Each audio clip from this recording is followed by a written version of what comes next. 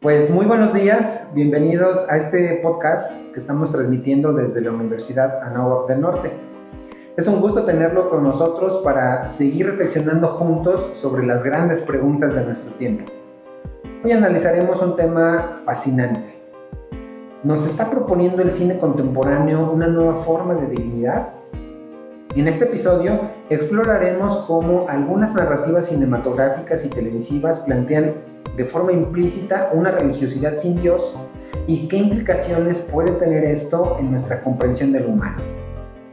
En filosofía, la teodicea se ocupa de pensar la bondad de Dios y la existencia del mal.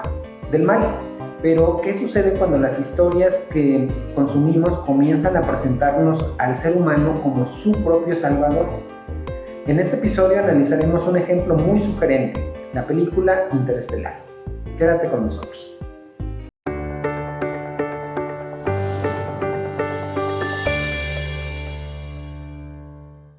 Para entrar en materia, les presento al doctor Óscar Perdiz, un académico comprometido con la enseñanza y la investigación en el campo de la teología, con un enfoque particular en el estudio del matrimonio y la familia. Un placer conocerlo, doctor. Igualmente, y bueno, pues un gusto porque es un súper tema de una religión sin Dios. Y sí, me parece que en el cine, que yo no soy experto en cine, ni mucho menos, lo mío pues es más la teología y la cultura y el arte, pero sí se advierte, y no solamente en el cine, se advierte como las consecuencias de un proceso de secularización. Entonces, para entender eso hay que como regresar en la historia, o sea, por qué se presenta muchas veces, en muchos aspectos, esta religión vaporosa de buffet, de supermercado, en la que en el fondo, en muchas ocasiones, se cree o en una energía, no en una persona, o ya de plano directamente en las fuerzas humanas, ¿no? De hecho, en las películas de terror eso es clarísimo. Entonces, bueno, pues saber que desde mí, así para tampoco aburrir a nadie, pero desde 1400 más o menos, ha habido un proceso de secularización y de individualismo. Y por tanto, como un replegamiento de la persona sobre sí misma y una pérdida de la trascendencia. Es interesantísimo estudiar el arte, que es, digamos, la madre de la filosofía. Si uno observa, por ejemplo, la figura humana que se presenta en el arte, por ejemplo, se pasa del icono, en el que la imagen está plana en una superficie, de ahí al relieve, en el principio del románico. En el románico la escultura se va despegando, el cuerpo se va despegando de la pared, porque las esculturas están pegadas, literalmente labradas en la pared. En el gótico salen, ya se hacen, digamos, separadamente y se ponen en las fachadas, y ya en el Renacimiento pues es como si las esculturas salieran y caminaran por sí mismas. Entonces, esto que parece una tontería, es justo lo que pasa con la persona, se va individualizando. Entonces, despegando de la pared. Despegando del conjunto. Claro. Entonces, bueno, yo cuando hablo de estos temas, pues siempre uso obras de arte y literalmente vas viendo cómo, se va independizando hasta llegar al Renacimiento. En el Renacimiento, la persona, bueno, pues, con todas las características propias de esa época, eso ya se camina hacia el individualismo. Ahora, el individualismo es algo muy positivo porque significa que la persona toma posesión de sí misma, no está dependiendo siempre y solo de, por ejemplo, de la familia.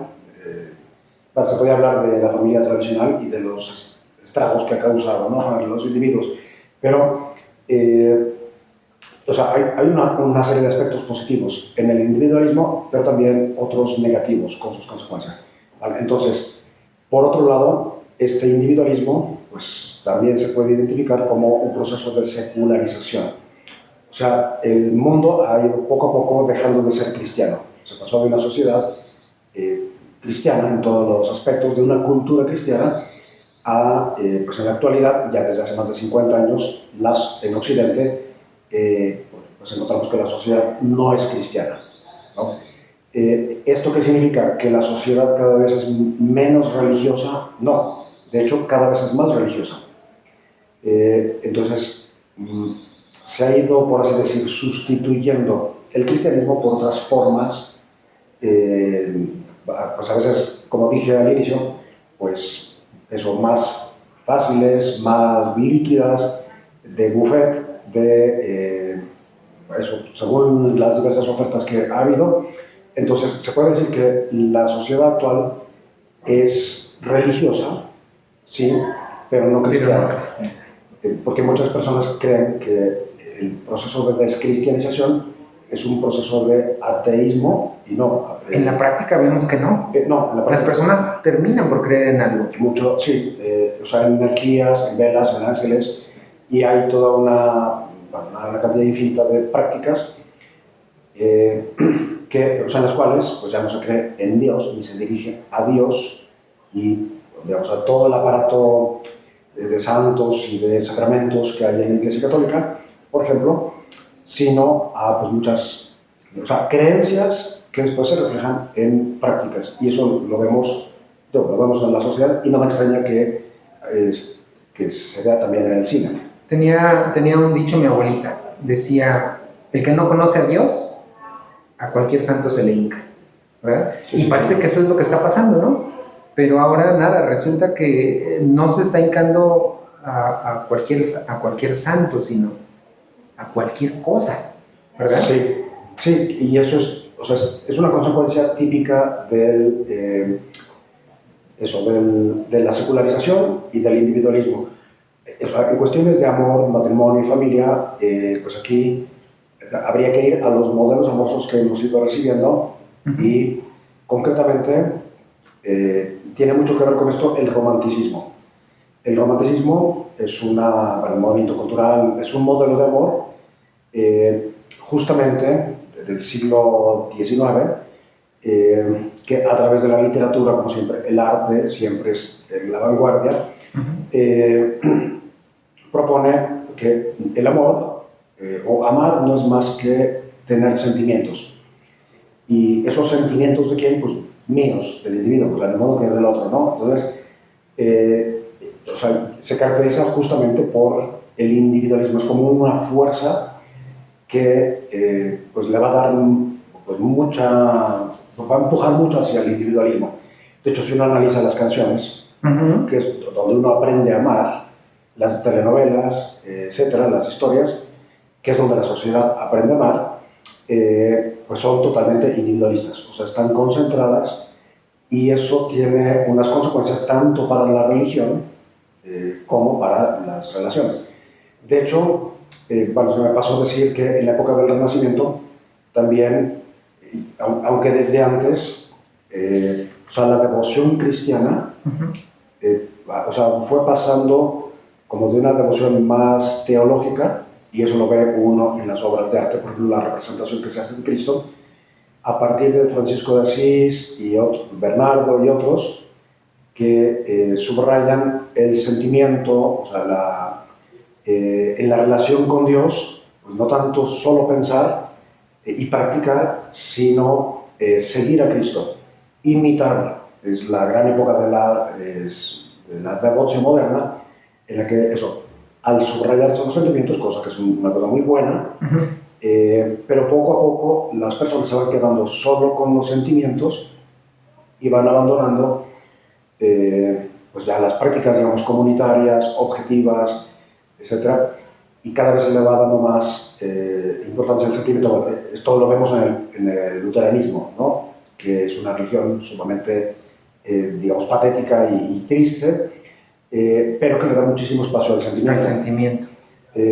Entonces es como pues, uno de los propulsores justo del sentimentalismo en el campo de la religión.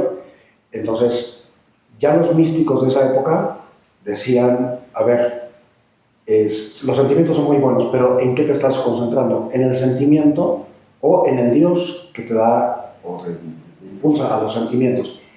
Entonces, ya prevenían de no quedarse en el sentimiento. De hecho, muchas prácticas religiosas consisten en sentimientos. Y también esto afecta a la cultura católica. Sí, o sea, esa religión sin Dios también la pueden vivir muchos católicos y bautizados. Y practicantes, además. Sí, practicantes que van más por el sentimiento. Entonces, en el sentimiento que estás buscando, pues te estás buscando a ti mismo. O sea, tú eres de alguna manera, pues, espero no exagerar, pero eres como de alguna manera tu propio Dios. Y bueno, o sea, sí es una exageración, pero va un poquito por ahí. No es que sea el propio Dios, sino pretende ser su propio Dios, ¿no? Sí, porque se concentra más en en su estado de ánimo, en sentirse bien, que en verdaderamente tener una relación. Pero esto será algo moderno, porque, por ejemplo, en el libro La Verdad de Guadalupe, el padre Óscar Chávez, pues relata con mucho detalle la forma en la que vive, Hernán Cortés y toda la flotilla que trae, y cómo convence, ¿verdad?, para sacar los recursos y lograr esta expedición en la que llega a Cuba primero y después aquí a lo que ahora es nuestro país. En ese momento no era un país, pero también venían con mucho entusiasmo religioso. Ah, sí, absolutamente. Mucho sentimiento ahí, ¿no? Sí, de hecho, o sea, la espiritualidad, o sea, los primeros evangelizadores, ¿de dónde vienen y qué traen en la cabeza? Pues traen la formación en la devoción moderna, o sea, en la importancia de los sentimientos. ¿Quiénes son? Son franciscanos. Entonces, bueno, pues es lógico que traigan esta visión de la importancia de los sentimientos. Las primeras obras que hacen aquí, que son fabulosas, grandiosas, verdaderamente, además increíbles en cuanto al número que se hizo en tan poco tiempo, en 50 años, muchos de las manifestaciones, por ejemplo, artísticas, etcétera, son justamente para mover el corazón a la devoción. Entonces, sí traen, Perdón, doctor, ¿podría ser un poco que la aparición, la imprimación divina de lienzo con la imagen de Nuestra Señora de Guadalupe podría ir incluso en esa tendencia? Es algo muy emotivo verla. Sí, solo que o sea, yo separaría el misterio guadalupano de los primeros evangelizadores. Okay. Porque si bien sabemos que la aparición es en 1531, realmente la devoción a Guadalupe en realidad ya se plasma prácticamente un siglo después. O sea, no es, en tal caso, al inicio es muy local. Pero, digamos, regresando al lado de los evangelizadores, sí, le dan mucha importancia al sentimiento. Después, por otro lado, sí, en el misterio de Guadalupe, sí, hay mucho sentimiento, el diálogo con Juan Diego, etc. Sin embargo, es un icono y tiene una teología que exige una racionalidad pues bastante profunda, ¿no? O sea, no es solo sentimiento. Igual que lo de los evangelizadores tampoco es solo sentimiento. Pero sí es una raíz, o sea, el sentimentalismo, el romanticismo y la reducción de una religión sin Dios actual tiene sus raíces en la exageración y en el quedarse solo con los sentimientos. O sea, hay una gran aportación de incluir los sentimientos, pero de ahí se pasó a quedarse solo en los sentimientos. Entonces, la diferencia en lo que estamos viviendo hoy con lo que se vivía en aquella época colonial, al inicio de la colonización de nuestro país, podemos decir que es la exageración. Sí. ¿Esa es la diferencia? Sí, o sea, ahí hay una cierta armonía entre la racionalidad y los sentimientos. Que digamos, antes en la escuela azteca pues hay casi solo racionalidad, que es la exageración opuesta, ¿no? Entonces, al introducir los sentimientos, pues nos hemos quedado con el paso del tiempo, y esto sucedió en 4 siglos, nos hemos replegado solo en los sentimientos. Claro. Entonces, el reducir la religión solo eso, a los sentimientos. Y bueno, los sentimientos significan muchísimas cosas, que van desde el bienestar. O sea, no es casualidad que, bueno, entonces sí, o sea, en ese proceso hay una gran diferencia entre esa época y la nuestra. Claro. Sí, ahí hay una cierta armonía. Y ya en la actualidad, por ejemplo, prácticas que están así bajo el paraguas de lo que llamamos New Age, por ejemplo, convierten elementos humanos en religión, la salud, el ejercicio, o sea, ejercicio también o sea, que provienen de exagerar nuevamente, sí. ¿no? O sea, reducir un bienestar, o sea, un sentimiento que proviene de la salud o de estados de ánimo energéticos o lo que sea, y muchos de ellos provienen de Oriente, o sea, que también son prácticas religiosas de Oriente que nosotros en Occidente pues las reducimos a simples estados de bienestar, ¿no? Y que bueno, para ellos de hecho sería una aberración. Que me parece que queda bien esta importación de las religiosidades orientales, bueno, pues porque el budismo no propone a Buda como Dios. Entonces queda muy bien, y además me parece que como son tan lejanas, es muy amplia la posibilidad del engaño. Sí, claro. Es decir, a lo mejor es arriesgado lo que voy a decir, pero vaya, al católico, al cristiano no nos engañan. Ya decía yo ahorita, ¿no? Un dicho de mi abuelita: el que no conoce a Dios, a cualquier santo se le hinca. Es decir, tenemos una cultura ya muy inmersa en nuestra sangre, pero desconocemos todo aquello que hacen los budistas. Entonces, yo creo que el que trae el budismo fácilmente puede engañar. Sí, además de que, o sea, las prácticas provenientes del budismo y del hinduismo que llegan a Occidente, pues no son más que estrategias de venta. O sea, que no tienen nada que ver, o poquísimo, con lo que realmente con la verdadera vida, por ejemplo, del monje budista, que tiene como principio la renuncia, el llegar a la total ataraxia, etc. O sea, eso en Occidente no lo ves. En Occidente ves un narcisismo y un individualismo tremendo, que tiene que ver con todo lo que estamos diciendo. Digamos, eso, el total individualismo con las consecuencias que eso trae, o el impacto que trae para las relaciones, tanto con Dios como con los demás, ¿no? Que eso sería como un segundo gran punto. O sea, ¿esto es indiferente o tiene consecuencias? Pero, bueno, por otro lado, así como casi entre paréntesis, hay muchos sociólogos que han estudiado el proceso de individualismo, bueno, filósofos como Charles Taylor, o sociólogos como Eva Illouz, que es franco-israelí, que analiza justamente el tema del amor, o del sexo-amor, y ella justamente lo llama pues, un amor capitalista, ¿no? Porque pues, digamos, el capitalismo es otro de los grandes ingredientes al que le interesa a los individuos, no le interesa a las comunidades, porque en los individuos pues, es más fácil que se conviertan en clientes, ¿no? O en votos. Entonces hay un interés por aislar a las personas. O sea, no solamente que es más fácil y un poco, si uno se deja llevar por los instintos, las ganas,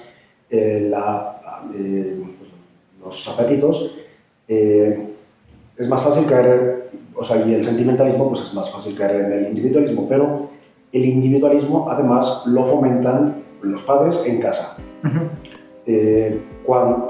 Fomentando el narcisismo en los hijos, tratándolos como reyes, haciéndolos todo, sobreprotegiéndolos, ahí tenemos otra fuente de individualismo. Pero después este ejército de narcisistas sale a la sociedad y la sociedad capitalista los abraza. Los acoge, los recibe, eres mi cliente. Sí, bienvenido porque eres mi cliente y te voy a tener sujeto el resto de la vida. Y mucho sucede también en la religión. Muchas comunidades, con tal de tener adeptos, pues se dirigen solamente a los sentimientos y justamente están, digamos, engordando pues el individualismo de la persona. Esta exageración de la que hablábamos, de centrarse solo en los sentimientos, es el área propicia para el negocio. Sí. Entonces, es más fácil para todos, para el individuo, para el que predica, para el que vende, y bueno, ahí hay otro elemento que es la manipulación. Hay muchos elementos, muchos elementos de manipulación en todo esto, digamos consciente o inconsciente. Pero es curioso cómo la persona que te quiere manipular, te manipula desde la razón, pero se dirige a tus sentimientos. Entonces, un criterio y una invitación a todas las personas es que pues seas muy crítico, pienses por ti mismo, seas autónomo. El buen individualismo, que es la autonomía, pensar por uno mismo, y identifiques a las personas. Cuando solo se dirigen a tus sentimientos, ya mala señal. Alerta ahí. Alerta. Red flag, dicen hoy. Sí, porque te está manipulando. Ajá. Eso en las relaciones personales. En las relaciones de clientes, de los políticos. Los políticos de los que nunca ha salido una palabra inteligente, una frase, porque te están manipulando. Si te tratan infantilmente, con un lenguaje así sentimental, romántico, etc., ya pues no te dejes. Desde ahí, ojo, sí. Cuéntaselo a quien más confianza le tengas. Efectivamente. Bueno, pues estamos descubriendo, ¿verdad?, un tip muy concreto, muy específico. A ver, en una relación con otra persona, incluida una relación con un político, con alguien que te está vendiendo algo, con una institución, ¿verdad? Mucho ojo cuando el enfoque de esta persona o de esta institución tiende hacia el sentimentalismo, porque ahí puede ser la entrada al engaño. Sí. Un tip muy bueno, ¿verdad? Estamos hablando de conceptos muy abstractos y los estamos llevando a una acción concreta que cualquiera de nosotros puede hacer. Mucho ojo cuando alguien está enfocándose mucho en la parte sentimental, ¿no? Sí, cuando solo se dirigen a tus sentimientos, y eso tiene sus consecuencias, ¿no?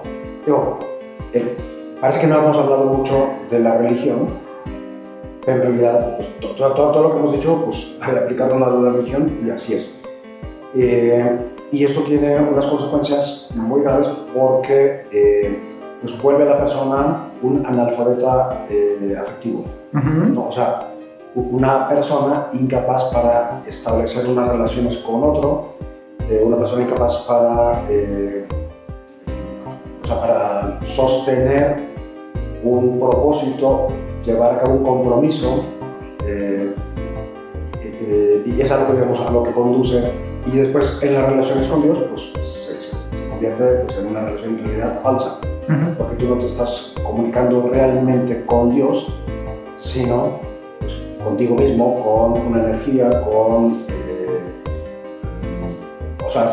algo, pero no con alguien, ¿no? No con el Dios persona que conocemos los cristianos. Sí. Doctor, nos enfrascamos ya de manera muy profunda en la conversación y nada, creo que no lo he presentado.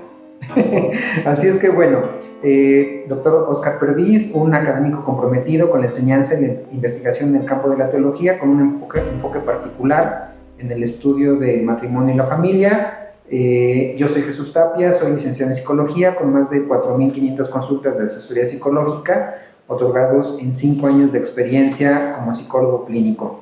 Doctor, usted ha trabajado temas relacionados con el amor líquido. En su opinión, ¿esta fragilidad en las relaciones humanas podría extenderse también al modo en el que nos vinculamos o dejamos de vincular con Dios?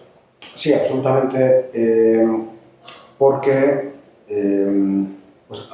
una persona que se aísla se fragmenta en todas sus relaciones. Y concretamente en la relación con Dios, pues se termina perdiendo a la persona que es Dios, y si la persona termina quedándose simplemente con aspectos periféricos, con algo, pero que no con el alguien que es Dios. Y esto tiene consecuencias graves para la sociedad, porque una persona que no tiene una relación o una sociedad que no tiene una relación con Dios, pues pierde las referencias, o sea, las referencias éticas. O sea, si yo, por ejemplo, creo que, pues como mucha gente dice, el infierno y el cielo están aquí en la tierra, que es una tontería. Es algo muy común, se dice hoy. Y se escucha mucho. Entonces, si está aquí en la tierra, pues entonces el delincuente pues va a delinquir sin ningún remordimiento. Porque es otro, entre paréntesis, otro bombardeo que nos hacen, esta sociedad, digamos, líquida, es que no tienes que arrepentirte de nada. Bueno, pues eso es cortar una alarma que tienes. O sea, el arrepentimiento o el remordimiento, si son sanos, son muy buenos, porque te están justamente advirtiendo del mal. Entonces, vivimos bajo un bombardeo de frases, de fraseología más bien, que es falsa totalmente y que va encaminada a que tú hagas lo que se te va a pedir. Hay una canción que dice, si no me acuerdo, no pasó. Sí, es típico. Por ahí va, ¿no? Sí, sí. Bueno, es otro ejemplo de esta desconexión absoluta, ¿no? Pero que además es falso. A ver, pero hay filósofos que han dicho que no es necesario tener a Dios para saber lo que está bien y lo que está mal. Pero a ver, estos filósofos son personas que piensan, ¿verdad? Y lo que estamos viendo es que hoy la sociedad no está encaminada, no va por el camino de pensar, sino por el camino del sentir. Entonces, parecería que esta visión que pudiera, ¿verdad? No lo sé, habría que pensarlo con mucho detenimiento, pero podría funcionar para un intelectual seguir siendo una persona buena aún siendo ateo. Pero esto no parece ser algo viable en la sociedad actual. ¿Usted qué piensa? Bueno, o sea, para un pensador del siglo XVIII eso es válido. Bueno, es válido también en la época actual. Pero como somos, o sea, como sociedad, no digo individualmente, pero como sociedad somos especialmente, digamos, sentimentales, narcisistas, individualistas, pues habría que tener mucho cuidado con afirmaciones así, ¿no? O sea, desde el punto de vista de la moral católica, o sea, se puede afirmar que, o sea, aunque no hubieran los 10 mandamientos, y aunque no hubieran sido revelados, la persona los puede descubrir porque pertenecen, bueno, o sea, esos 10 mandamientos que son muy, muy generales, o sea, pertenecen a la, vamos a llamar... ¿La ley natural? A la ley natural, descubrible por cualquier persona. Pero el hecho de que además, tanto en la religión judeo-cristiana como en prácticamente todas las religiones, tienen códigos morales que más o menos coinciden con los 10 mandamientos. Entonces, o sea, una cosa es la ética es cómo racionalmente puedes llegar a la conclusión de ciertos principios, y por otro lado, la moral, que sería pues esos mismos principios, pero con una motivación amorosa, en el caso del judeocristianismo, amorosa, relacional con Dios. Entonces eso le da una riqueza infinita. De manera que habría que preguntarse si es suficiente solo con la razón, y yo digo que para muchas personas sí, pero para la mayoría no. O sea, necesitamos una motivación amorosa para vivir, o sea, un sostén en la vida, que puede ser tu pareja, etc. Y pues, la más potente de todas es Dios. Y también la escatología. ¿Qué consecuencias van a tener en el más allá mis actos en la actualidad? Sí, en una ocasión, en una plática que me tocó participar, alguien preguntaba esto, ¿verdad? ¿Es necesario Dios para que yo sea una buena persona? Y nunca había encontrado una respuesta tan concreta como la que nos está proponiendo usted ahorita. Para muchos puede ser, pero para la gran mayoría no. Sí. O sea, la gran mayoría tendría que ser un recorrido muy grande para poder entender y lograr... Para llegar a ese integrar. Sí, sí. Muy interesante, doctor. Muy, muy interesante, muy ilustrativo. Bueno, pues vamos a seguir avanzando. Qué plática tan profunda. Yo estoy muy agradecido y de verdad extasiado con esta profundidad de la conversación. Espero que nuestra audiencia también lo esté disfrutando tanto como nosotros. Y si es así, bueno, pues los invitamos a que nos apoyen reaccionando, comentando y compartiendo este episodio en sus redes sociales y así poder llegar a más personas interesadas en profundizar en estos temas tan fundamentales. Pues bueno, un poco la dinámica, ¿verdad?, de la conversación, doctor, pues era incluir dentro de ella un fragmento de la película Interestelar como pretexto para el análisis. Entonces me gustaría proponérsela y bueno, pues que nos centremos en el análisis de esto. Es la película Interestelar y es en un momento crucial en donde el doctor Cooper decide que la única opción para que la estación espacial y sus ocupantes sobrevivan es acercarse peligrosamente a un agujero negro que se llama Gargantúa. El plan es soltar parte de la nave para aligerar el peso y permitir que el módulo principal escape de la gravedad extrema. Cooper, en un acto de sacrificio, se desacopla también, dejándose atraer hacia el agujero negro. En lugar de encontrar la muerte inmediata, como se esperaría, Cooper es transportado a un espacio misterioso, una estructura de 5 dimensiones creada aparentemente por seres del futuro, que irónicamente resultan ser nosotros mismos, los seres humanos en su evolución futura. Desde este lugar de 5 dimensiones que se llama Tesseracto, Cooper puede comunicarse con su hija Morph a través del tiempo, utilizando libros y un reloj como medios para enviar un mensaje crucial. Cooper reflexiona: tal vez no nos trajeron aquí, fuimos nosotros mismos, dice. Y termina esta frase diciendo también: el amor es la única fuerza capaz de trascender el tiempo y el espacio, y resulta ser el vínculo salvador, dice. Doctor, esta escena nos sugiere que la humanidad a través de la evolución se convierte en su propio salvador, alcanzando una suerte de omnipotencia. ¿Cree usted que estamos frente a una propuesta moderna de divinidad sin Dios? ¿Cómo interpretar esta visión a la luz de su experiencia teológica, doctor? Bueno, es uno de muchos ejemplos que se pueden poner. O sea, claro. Me parece una muy buena película como análisis. Y efectivamente, ahí primero, de alguna manera, se confunde el héroe con el Dios. O sea, los seres humanos han tenido héroes en toda la historia y pues, los seres no son dioses, ¿no? Ocupan un lugar muy determinado y siempre se han distinguido en la mitología griega, hay héroes por todas partes en las escrituras. Entonces, dentro de este proceso que ya hemos hablado, justo y al negar una trascendencia, pues entonces el héroe ocupa el lugar de Dios. Como en otros casos es la economía la que decide, incluso se le atribuye como una personalidad, ¿no? La economía hizo esto.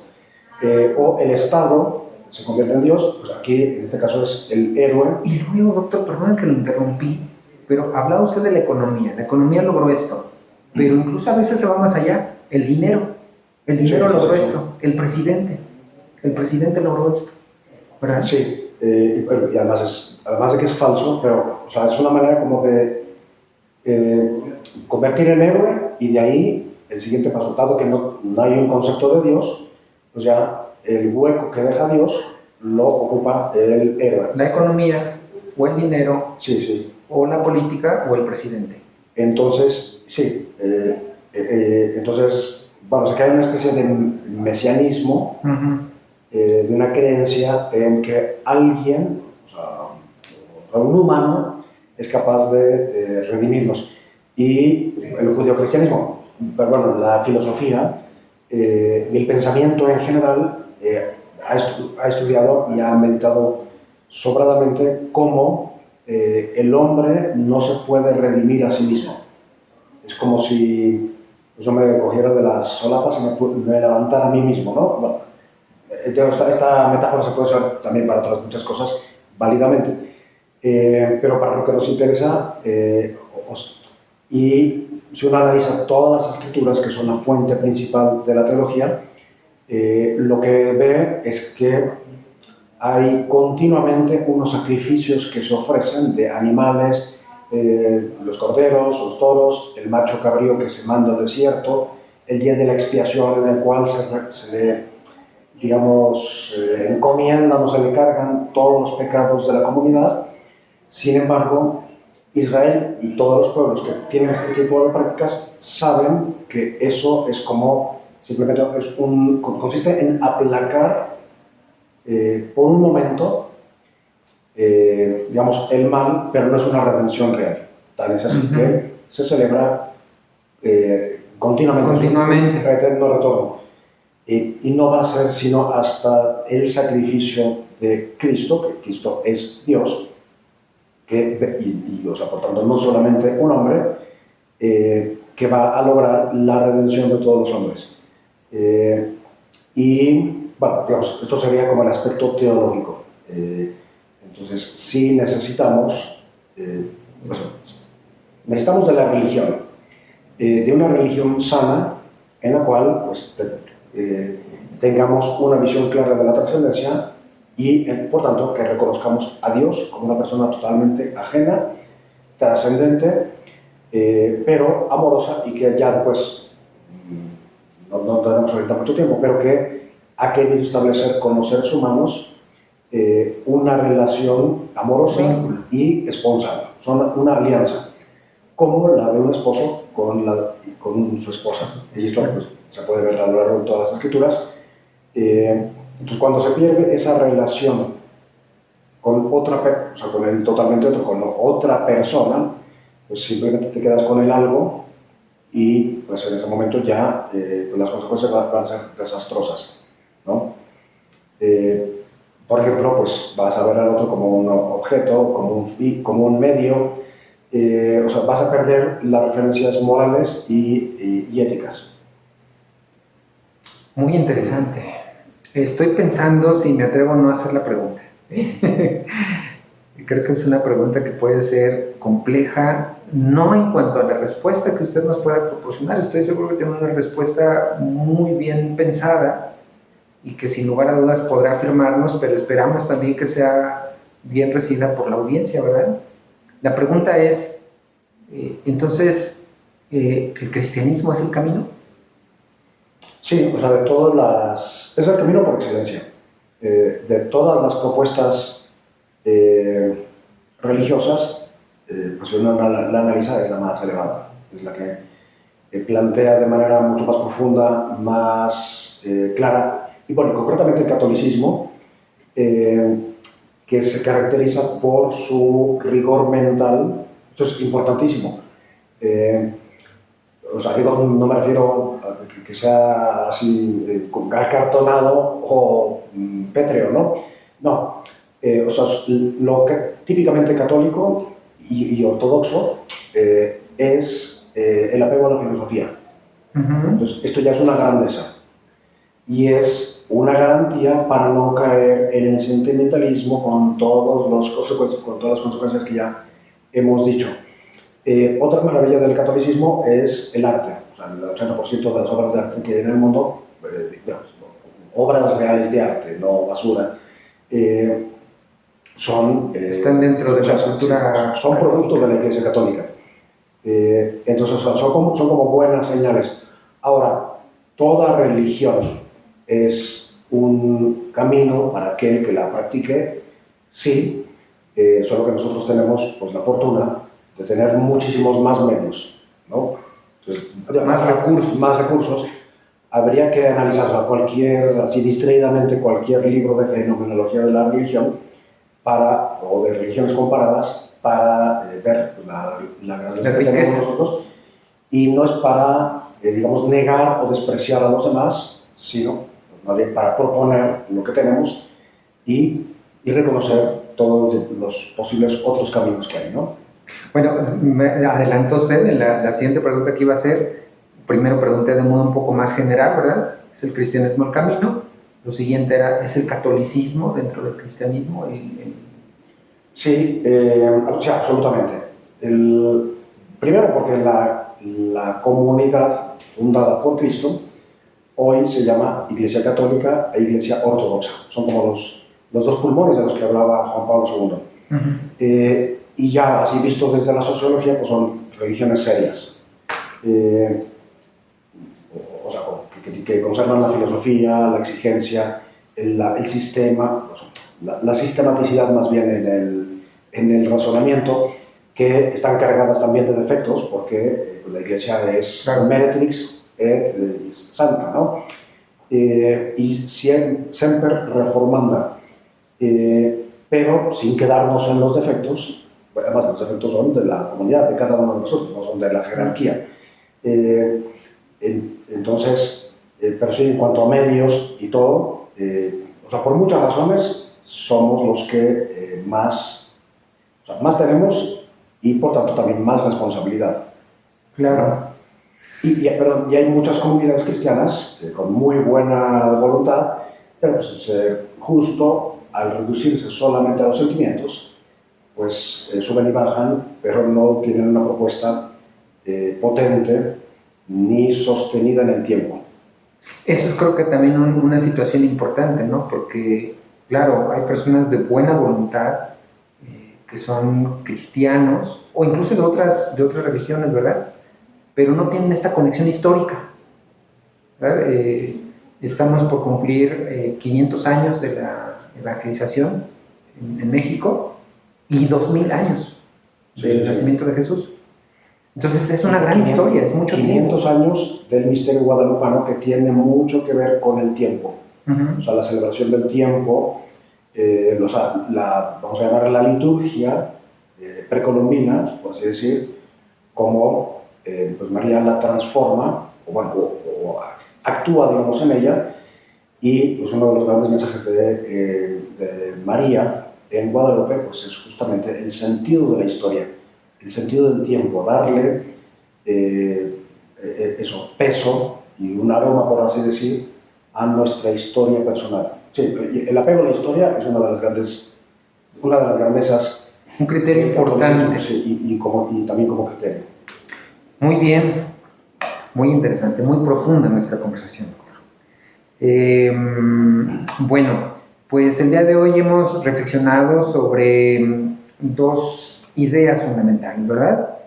Cómo algunas narrativas contemporáneas proponen una divinización del ser humano, desplazando a Dios del centro de la experiencia religiosa, el amor líquido y la religiosidad líquida de la que hemos venido hablando, y cómo el cine, a través de historias como Interestelar, pueden influir en nuestra comprensión de la trascendencia, a veces de manera sutil y otras veces de manera más explícita. Y no solo eso, ¿no? Sino que además usted nos ha ayudado a reflexionar la importancia de centrarnos en una religiosidad que nos permite estar a salvo de estas amenazas, de estas acechanzas, ¿verdad?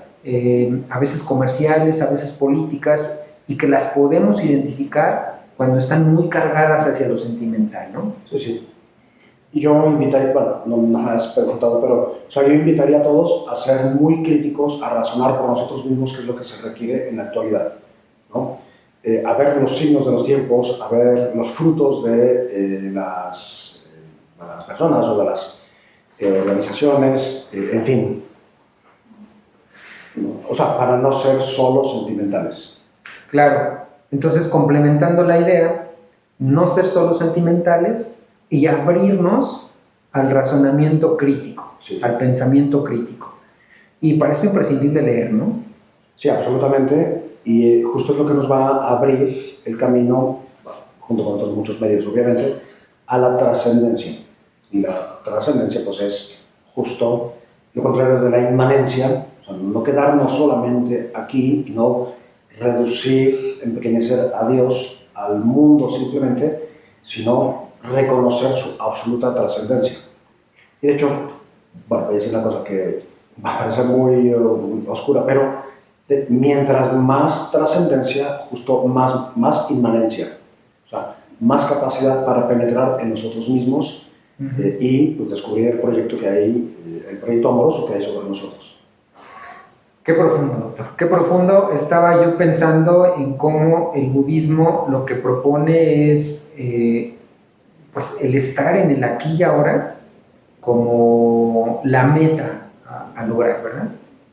No hay más allá de eso. Estar en el aquí y ahora es la meta última del budismo.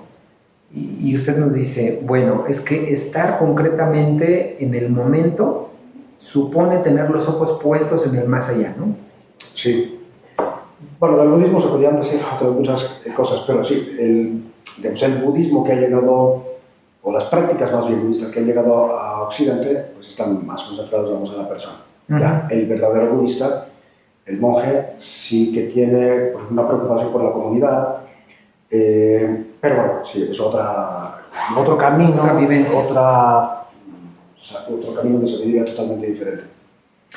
Muy bien. Doctor, pues antes de despedirnos, ¿alguna reflexión final?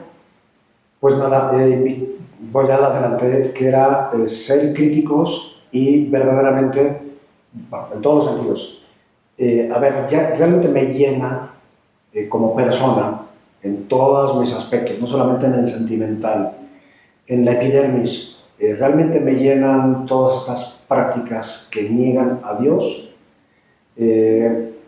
y pues si la respuesta, o sea, si somos sinceros, pues la respuesta será no. Entonces buscar verdaderamente pues una relación auténtica con alguien, o sea, con la persona amorosa de Cristo y de Dios, ¿no? Una relación amorosa con Cristo sí. Jesús, que es Dios. Sí, sí. ¿Verdad? Persona humana, persona divina. ¿Verdad? Sí. Muy bien. Bueno, pues en nuestro próximo episodio continuaremos explorando cómo el arte y la cultura popular dialogan consciente o inconscientemente con las grandes preguntas de la existencia humana. No se lo pierdan. Agradecemos profundamente al doctor Óscar Perdiz por su generosa participación y por sus valiosísimas aportaciones a este episodio. Recuerda que este diálogo continúa, puedes seguirnos en nuestras redes sociales para estar atento a nuevos contenidos. Además, estamos trabajando en la posibilidad de ofrecer un seminario para profundizar en estos temas, así es que te mantendremos informado. No olvides reaccionar, comentar y compartir este episodio. Tu participación nos anima a seguir construyendo espacios de reflexión crítica. El último tip que nos daba aquí el doctor, ¿verdad?